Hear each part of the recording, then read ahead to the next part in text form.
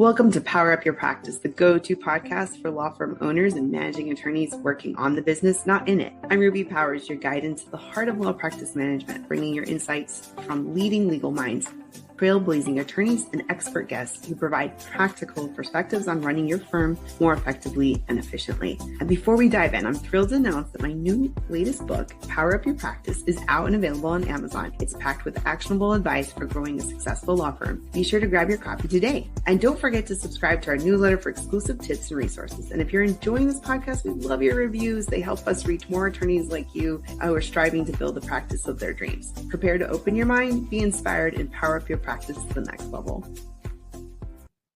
Hi everyone, it's welcome to Power Up Your Practice. I'm your host, Ruby Powers, guiding you through the ever-evolving world of law practice management. We're going to learn a lot today. We have a special guest, Jonathan Grode. We've known each other for a while, being on panels in the past, and I had the fortune of bumping into him at a conference in Chicago a few weeks, and I was like, hey, how are you? And then somehow we figured out we're both professors of law practice management, and we've been wanting to talk about that as well. So I think it was a panel about law practice management that we first got connected with, and we both are also immigration attorneys. So you are the managing partner at Green and Spiegel and an immigration law firm. And you're also professor of law practice management at Temple. So I guess welcome to the show and tell us a little bit more about yourself. Thanks, Ruby. It is great to be here. I love talking shop and, discussing practice management, especially because it's ever changing, when we're dealing with threats as far as the law or the interpretation of the law, as the case is from this administration, as well as new technology and the way we weave that into the practice. So it's great to be here and really an honor. As far as myself, I started running the U.S. offices of Green and Spiegel back in 2012. And, it was one of these things where, I've always wanted or had like a vision of doing practice management, but it was just a matter of finding the right opportunity. And for me, that was partnering with Green and Spiegel, which is originally a firm headquartered in Canada.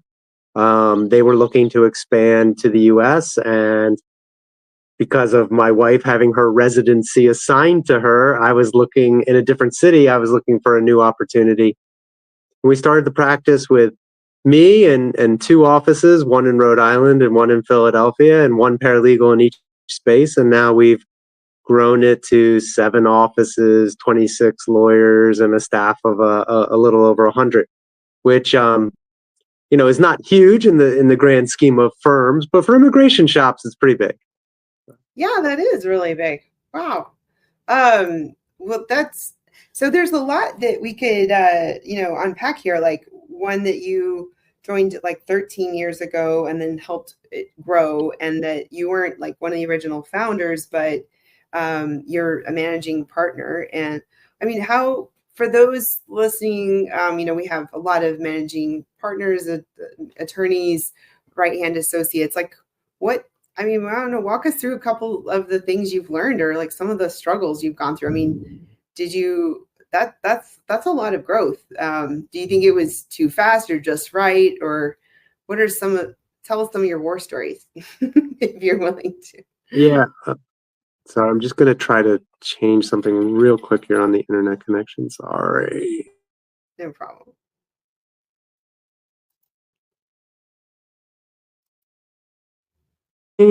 Technology. Hopefully you can cut that on the floor. Can you hear me okay, Ruby? Yeah. Okay. It's an interesting thing because Green and Spiegel is actually like fundamentally a Canadian practice. So they're based in Toronto. The headquarters is in Canada. I came and opened the US office. So in a lot of ways, that was a strategic decision. I had thought about going out on my own or starting my own practice. But because I do corporate immigration law, and Green and Spiegel was Canada's largest and oldest immigration-only practice at the time, I thought I could accelerate the development of the US business and the ability to capture corporate clients by leveraging their reputation and name and connections within the Canadian market. And it ended up playing out quite well. I mean, the true benefit is there's a managing partner of the Canadian practice who was very beneficial in terms of Evan Green, who was very beneficial in terms of like strategy and talking about ways to grow the practice and having a sounding board. In the same respect, Ruby, having a partner who doesn't practice U.S. immigration law per se, created challenges in sort of understanding how to navigate differences within the law and employment law down here in the United States versus employment law in Canada. So it was like, I don't want to say we had apples to apples, we had sort of apples to pears, but it was really beneficial in terms of accelerating the growth of the practice and really giving me an ability to ramp up operations more quickly. When you are law offices of Jonathan Grode and you're trying to talk to these big corporations, it doesn't have the same cachet as, managing Green and Spiegel's U.S. operations, part of this North American solution. So it was a very strategic decision, to be honest with you, on my part, in terms of realizing like ultimately the clients that I wanted to work with and how to accelerate the growth by having 50 years of firm reputation behind me, even though the practice itself was new. Yeah, that's a good point, because so often we name the firms after ourselves. And I mean, I did that initially, and then I changed it to Powers Law Group. But then there's also, in a lot of states, you don't have to stick with it. Your name doesn't have to be in it. And then there's also this whole continuity of like, can you have a firm?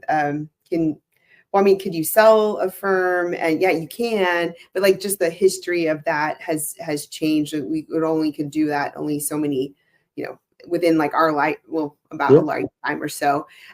Which really quite fascinating, but about being able to tap into this and then it working and then being able to, it's a great success story, because I think a lot of times people feel like they have to do it themselves, start it from scratch, but being able to tap into it and then help it grow and leverage that. Well, and to be honest with you, there's a trade-off there. I mean, I gave equity that would be mine to partners that I have in exchange for this reputation and this name to trade on. So, I made the conscientious decision to have a smaller piece of a possible larger pie than a larger piece of what would ultimately be a smaller pie. And if I'm being frank, like sometimes I think about like what would it have been if I had decided to just go out on my own and create Grode Global or something like that. And it's not something I dwell on, to be honest with you, but those thoughts do like cross your mind. I mean, I'm very, very fortunate that my partners are like really spectacular human beings, that I consider them more than business partners. I consider them, friends and family in a lot of respects. So I feel like that's also a really important lesson in terms of partnership in and of itself.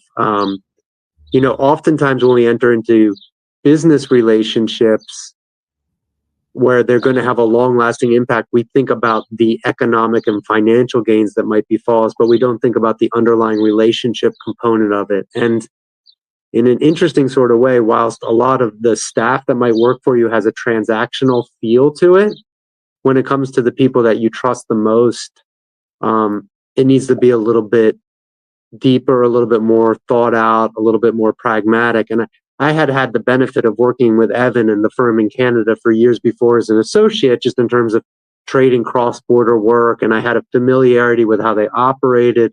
And I think that gave me the confidence that this would be a good partnership for me.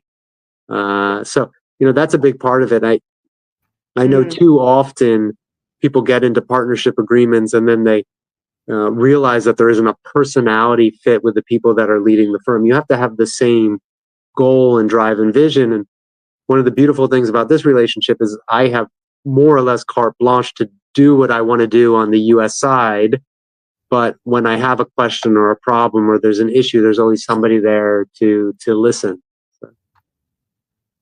Wow. Well, that's really great because just the downsides of the true solo of not having the support network when there's lots of changes or the wisdom and things to compare notes, but you seem to have a little bit of the best of all the worlds here, like more of the power, the freedom of building out the practice, but then the team, having a bigger team and support in those who've been around and see things from a different perspective as well.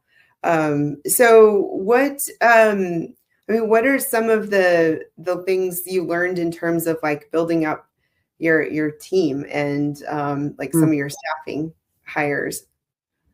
It's a great question. There's a couple things that jump to mind.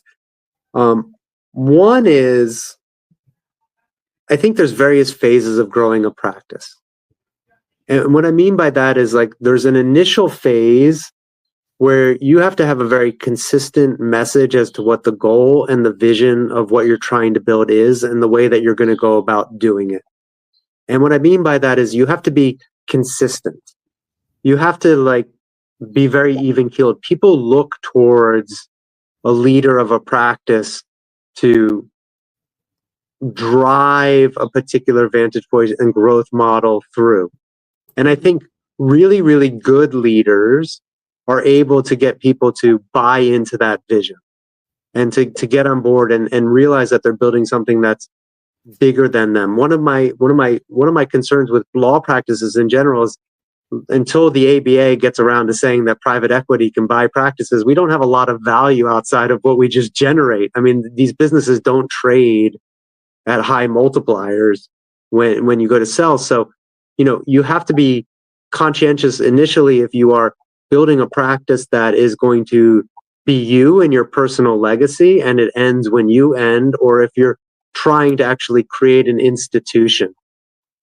And that creation of the institution is something that was one of the things that I focused in on. Like I wanted something that would go beyond me, which is also part of the reason why, like Ruby, I wasn't like fussed about adding my name on the door. Like I was like, whatever, that's not important to me. What's important to me is turning Green and Spiegel into something that goes beyond my turn running the practice. And I really see it as a turn. And I think that initial phase of like getting buy-in to your vision and being consistent gets you to a certain point.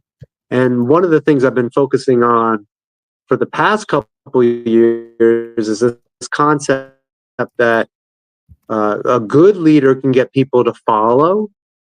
A good leader can get people to buy into this vision. But a great leader creates other leaders within the practice. And that's how you turn it from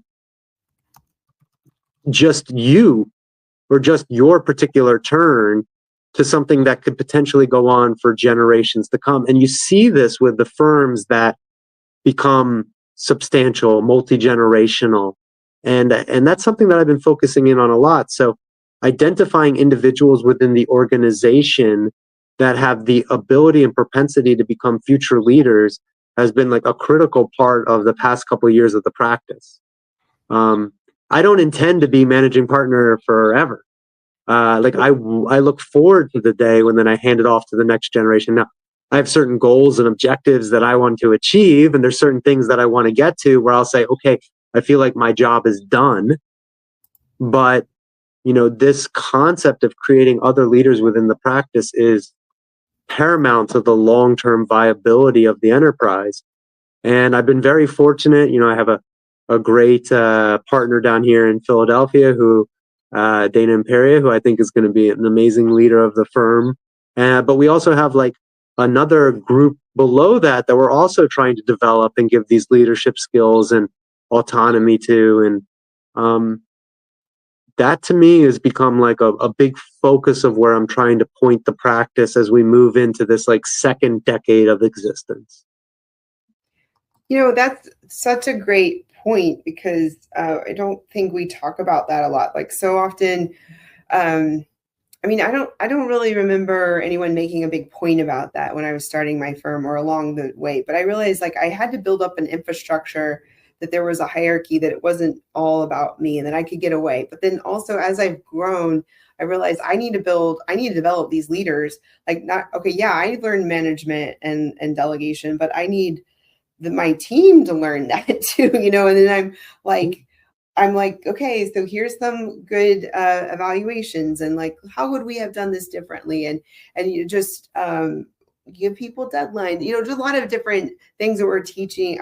I'm working on teaching, and I think it does take a person to know that by developing your team, not to look at it as like, oh, you're building up your replacement and your team, and so that you can work your way out of a position is a good thing. Like I think when people look at it as a sense of insecurity or jealousy, or like, oh no, they need me or something like that. I've had some team members where they don't share all the things they do because they want to have that job security. Like maybe we're mixing a lot of different concepts, but I think it's all connected. Like you have to be confident and strong in your own self to know that it's okay to build other people up.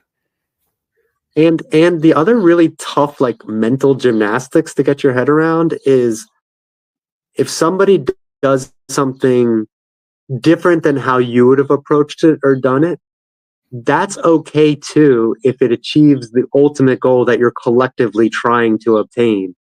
And Right.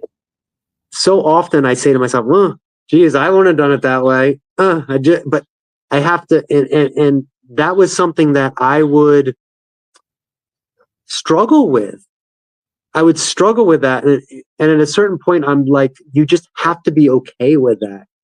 And that's hard for like let's face it, like an alpha personality where you're used to running stuff and saying, well, this isn't exactly to my liking, or it probably should be done differently. But you know what? It's okay that it was done differently. It's okay that it was done differently. And I think about that a lot in terms of business development, actually. It's very funny because I've built my practice and my referral network on going to conferences, speaking at events, writing articles, like really putting myself out there, networking, like taking every opportunity to meet people in person. And for a while, Ruby, I was like, how come nobody at the firm really wants to do this the way that I do it? And I'm looking at this like younger generation, and it's funny to say like, oh my God, I am now of the age where I'm talking of the younger generation. But I'm like looking at the younger generation and I'm like, why? Why don't they do it this way? Why don't they value this the way that I do it? And it occurred to me, and this is a very recent occurrence, that nobody of that generation builds business the way we grew up building business. But when that generation takes over, there's still going to be business to be built. So maybe me saying, why don't people want to learn from me and learn the way that I do it? Why is this a problem? It's not a problem. It's not a problem. It might not be what I envision, like, taking somebody around to conferences and introducing them, et cetera, et cetera. But the reality is there's going to be other ways to develop business that you and I aren't used to, that are going to be the way everybody does it in the future. And again, like, this is one of those things that we have to be okay with, Yeah, I agree. I think they say that with delegation, like letting person know this is what our objective is. These are sort of our tools and parameters. But if they can get to their either faster, better, the same time, whatever, but get the result that you needed, but they do it a different way than what you had imagined, then awesome. I have a new office manager, and she's surprising me like in a good way, like a lot, like because I'm like, this was a problem, and then she just like zapped it like it was an issue. No, boom, it's like it's getting done. Or she came up with something creative that I didn't even know you could do. And I say that a lot because to my team members, because I'm like, look, I've been here for 15, 15 and that plus years. Like, I'm all ears. Like, I talk to a lot of people. I read a lot. I listen to podcasts, and I love interviewing people. Like, I'm learning a lot. I'm soaking it up. But, I'm just because that's the way we've done things doesn't mean that's the way we always have to do things.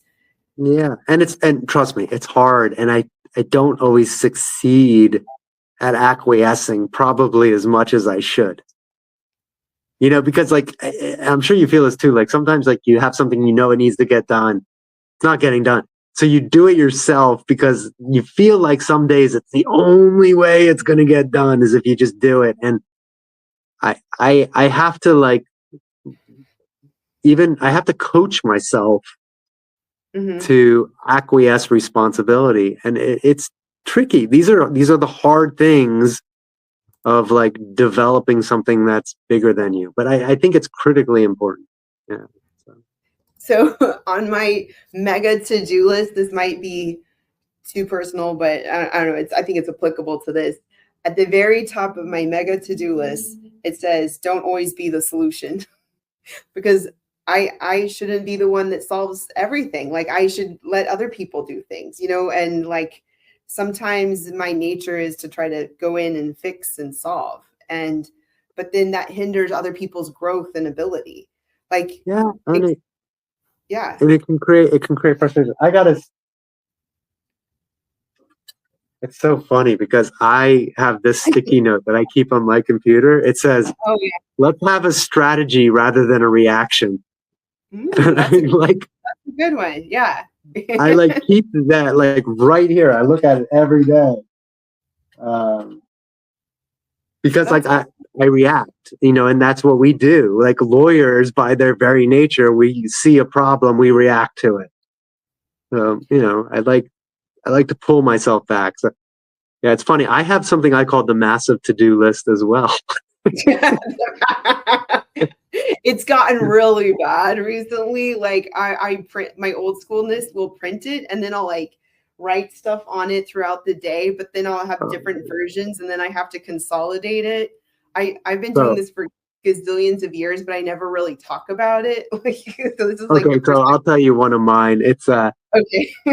Every Sunday night, I like spend time thinking about the practice. I call it like the secret to my success. Like while everybody else is like afraid of Monday, I'm trying to embrace it. Like my whole thing is like attack.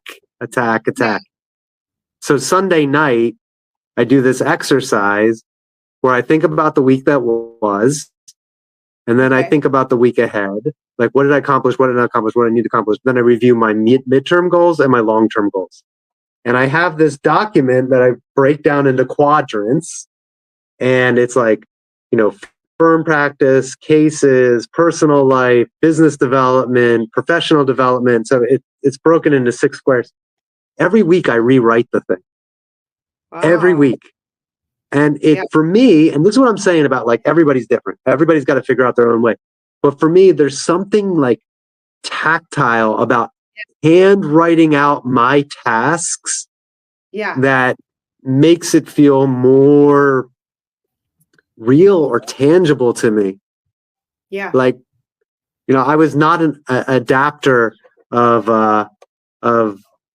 like OneNote or all these like organizer things. I've always been like and it's funny because I try to embrace technology, but when it comes to like my personal list and obligations, I'm like super analog. I'm like, let me handwrite this thing out.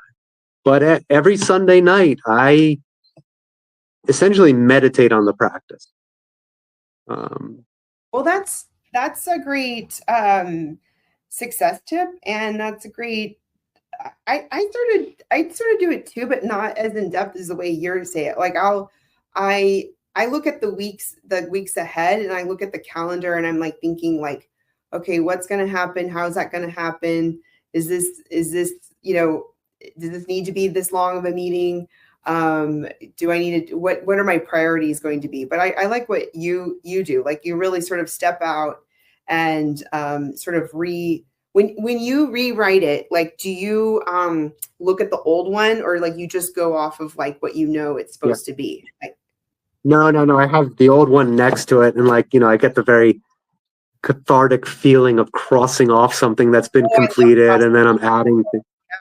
Oh yeah, That's it feels good. the best feeling But in the no, they're world. side by side, and then I'm essentially like transposing it and adding new things. But Okay. um, yeah, it used to be on a 5x7 index card, and I've expanded to a sheet of 8.5 by 11. So we're moving up in the world, Ruby. Well, in Jack Canfield's Success Principles book, he talks a lot about the importance of writing down goals and like the physic. He actually talks about having like a note card in his pocket about like what he wants to accomplish and looking at it on a regular basis. So you're basically doing that. Like you're physically writing it down. You're becoming intimate with it for that brain hand paper Yeah. coordination connection, and then you're like looking at it on a regular basis. And I think that's where the success lies, is when you're evaluating, you're stepping back, zooming out, and really thinking, working on the business, and evaluating your goals on a regular I, there's basis. something I there's something I teach my practice management class, and I talk about like what creates happiness as a lawyer. Because this is something like a lot of lawyers struggle with.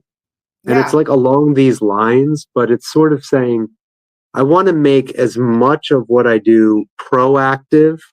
And Hmm. this goes to what I just showed you with the sticky note, rather than reactive. Yeah. Like, of course, a lot of what we do, we have to react to situations, but you have this very Sisyphus feeling if Hmm. you don't feel like you're moving things forward. Like you don't want to just push that boulder up the hill every day only for it to collapse on top of you to have to do it again tomorrow. Yeah. And the practice of law, especially immigration law, especially these days, Yeah. has that feel to it. So for me, I feel a sense of control when I feel like I'm advancing towards my objectives. It gives me a more of a sense of fulfillment, of happiness, of Hmm. purpose. And I don't want to be like using too big words here, but on a personal level, it's what makes me, when people say, do you like being a lawyer? Are you happy being a lawyer? I can say yes. Like I enjoy the practice of law. I enjoy running a practice, but it's because I think I keep myself like constantly goal focused. And, I can say, like we talked about at the beginning, like, I've built this and I will continue to build it, but how do I allow it to continue on beyond me? And these are the thoughts that drive the Hmm. effort, the continuity of the effort, the consistency of the effort. It's saying like, what are we trying to fulfill, and moving forward just a little bit each day. Uh, there's a basketball player, and I'm sure that he borrowed it from somewhere else, but his name's Tyrese Maxey. He plays for the Sixers. I'm a big basketball guy. And he says, I like to get 1% better each day. I want to get That, 1% better each day. that And sort of reminds it's me of not going to something. happen. Sorry. Yeah. No, it reminds me of something I overheard about the atomic habit. So I don't know. I think I'm getting some quotes and thoughts mixed up, but yeah, go ahead. Yeah, but I mean, look, some days you're not going to win. You're not going to lose. We all have bad days. We all have hard days. We all have, especially with this practice, days where unexpected things happen that end up derailing your entire focus. Like it happens. But on balance, I want to feel like when I go and sit down on Sunday night, I can say I advanced the practice. We moved that 1%. We got 1% better. That's I think the value of the goals and the value of the sort of like what can you control. And when you were talking about the um thinking ahead and not being reactive, but planning, that reminds me a lot about the Eisenhower like time, or like priority matrix of the quadrant 2 I have in my mentioned in my book. And I mean, I didn't invent it or anything, but just being focused on the important, not urgent. And the important, not urgent is the planning, the preparation, the strengthening the training, like staying healthy, working out, taking care of things on a maintenance so that it doesn't become an emergency.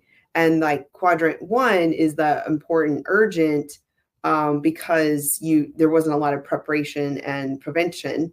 So that could be like in immigration, like someone's getting detained and they're on the bus and you're trying to get them to not be on the bus so they don't get deported. But maybe the prevention would be like a stay of deportation or something. Like I'm trying to prevent that from happening, but that still can be panicky. But there's lots of other things in terms of law practice management. But that's the other thing I was thinking about when you were talking was like the founder's dilemma. A lot of times when someone creates a business or even a law firm, and then if they don't get out of their own way and build up other leaders, then the entity can die with them.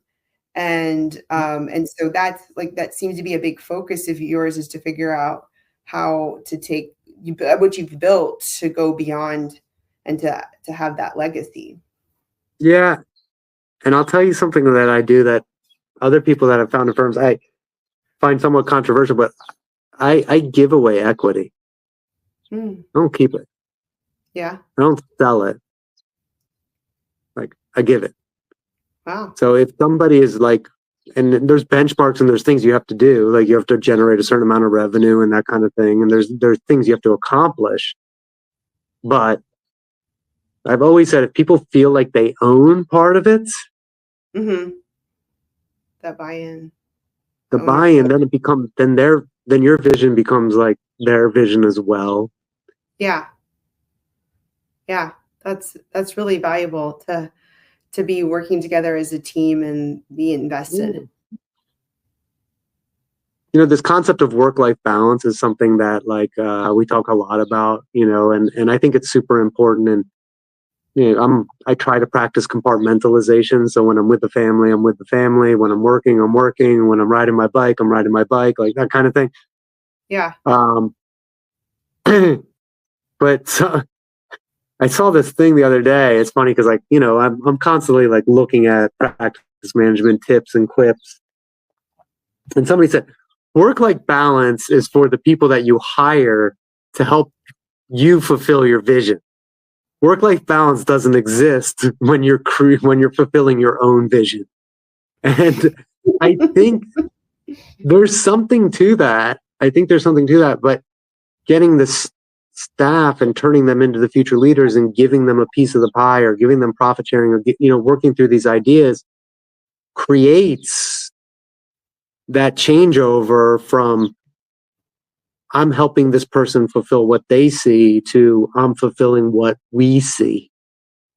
And I've been thinking a lot about that too lately. Like, I think what's interesting just talking to you here is that, if you are running a practice and you can't stop thinking about different ways to invent and reinvent. Like you have to constantly be adjusting and readjusting your approach and your tactic. And we've been through a lot of these seismic shifts the past 5 years. I mean, we just passed the 5-year anniversary of the pandemic.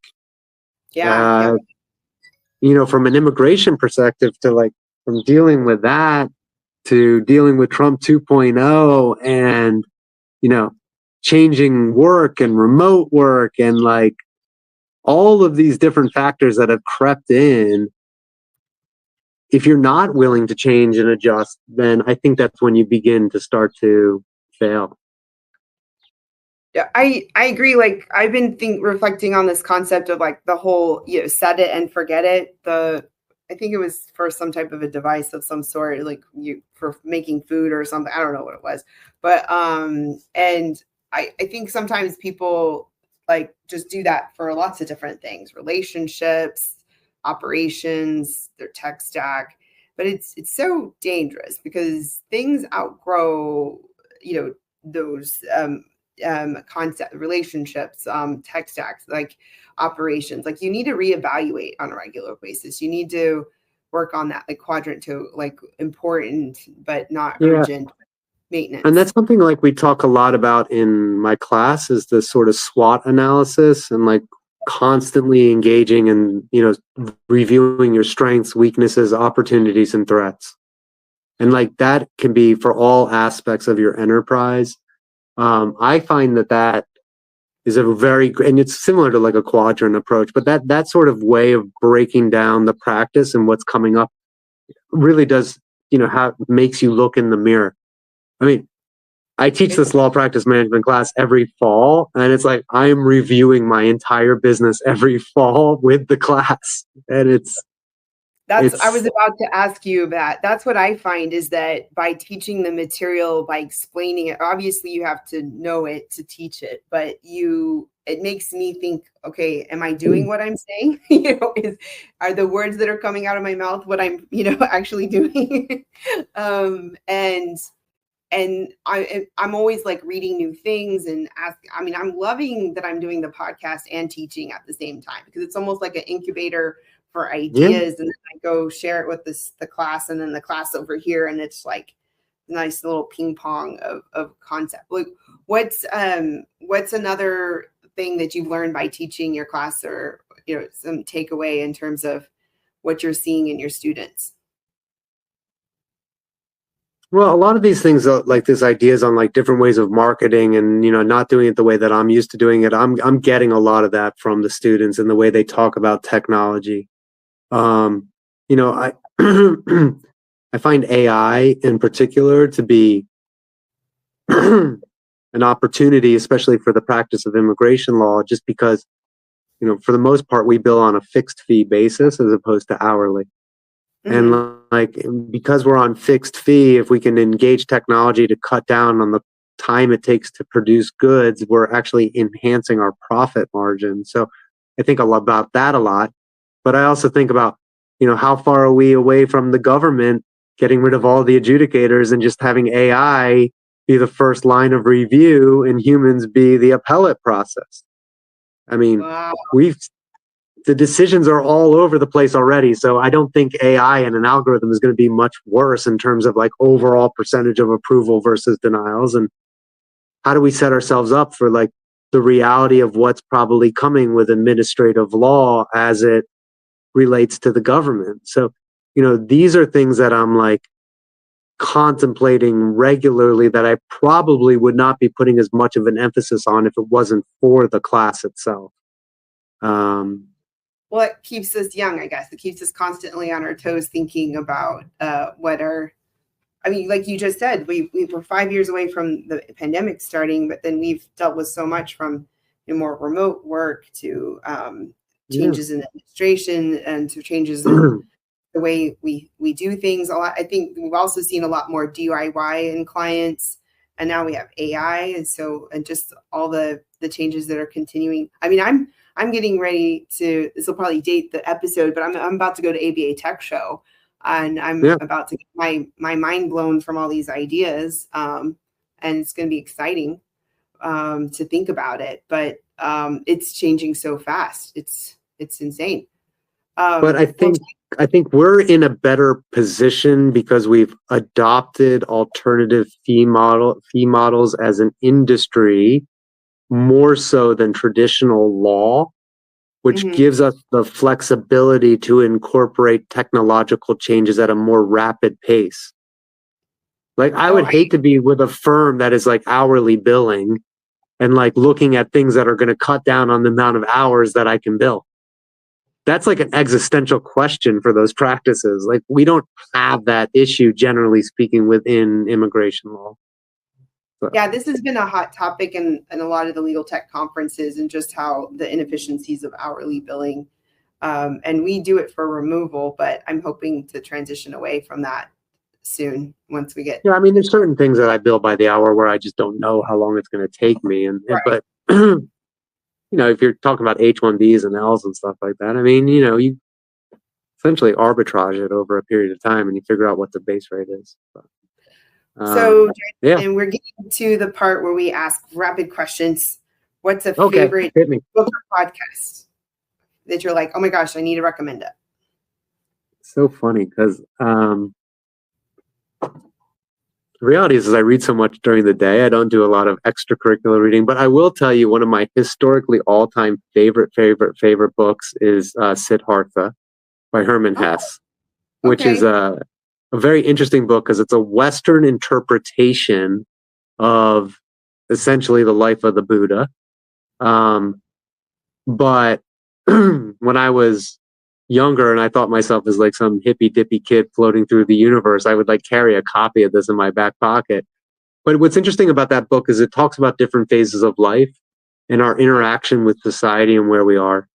And I Mhm. feel like, there was a period of time in my life and during my 20s where I put a heavy emphasis on traveling. I didn't go to law school until a little bit later. I did some like year-long sojourns, and those have become the very foundation of how I relate to a lot of my clients. Like I feel like I've been to so many different countries and I've traveled so much, but right now I'm sort of in my merchant phase where I'm as entangled within existence as possible. And that's like really reflected within this novel. And it helps you have just a true appreciation of existence on so many levels. So I don't, I like the fact that we as immigration attorneys have to constantly like interpret and understand what other people do, where other people have come from in order Yeah. to seek the advantages that they want to seek. And this particular novel was an attempt at Western culture to understand the East. And it's not perfect. Just like the way we operate here within the immigration society, it's not perfect. But the wholeness, and I still fundamentally believe in immigration to the United States as like my very core of my being. We will carry on, like regardless of what's happening around us. And that novel in particular kind of exemplifies a lot of those points that I resonates with who I am like today. Well, thanks for that. I feel like I read that, but maybe it was so long ago, but that sounds very familiar. I'm gonna go read it. And what is your favorite board game? Um, I've always really liked backgammon. I don't know if that Oh, counts as a board game. yeah, I guess that counts. I'm pretty flexible on what I count as an answer.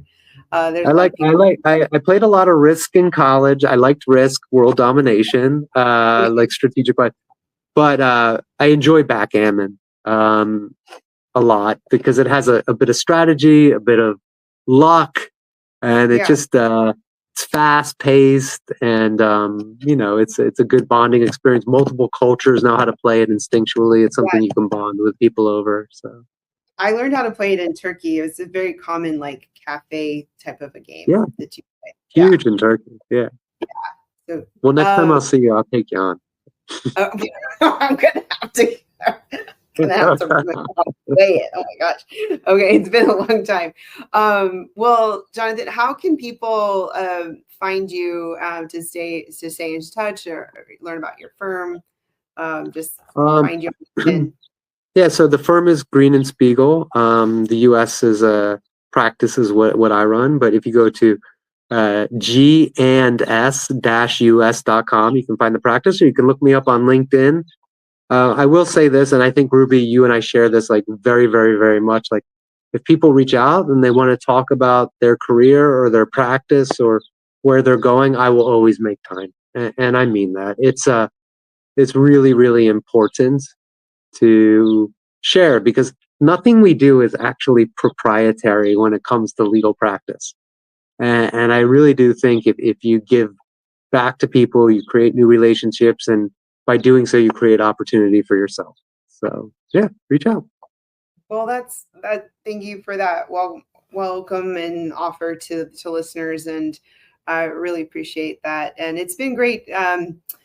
Just the value of these conversations. I love having this podcast and getting to know people better, and just getting these little nuggets of wisdom that you've shared today.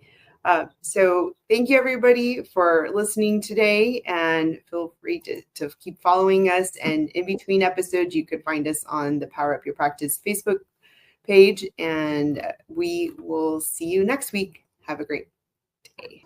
Thank you for tuning in to the Power Up Your Practice Law Practice Management podcast. I'm your host, Ruby Powers, and it's been a pleasure sharing this time with you. If you've enjoyed this episode, please take a moment to leave us a review, tell someone else about us, and we'd love to get this podcast shared with others to reach more listeners like you. Don't forget to subscribe to our newsletter for exclusive content, tips, and updates straight to your inbox. And exciting news, our book, The Power Up Your Practice, is out and available on Amazon.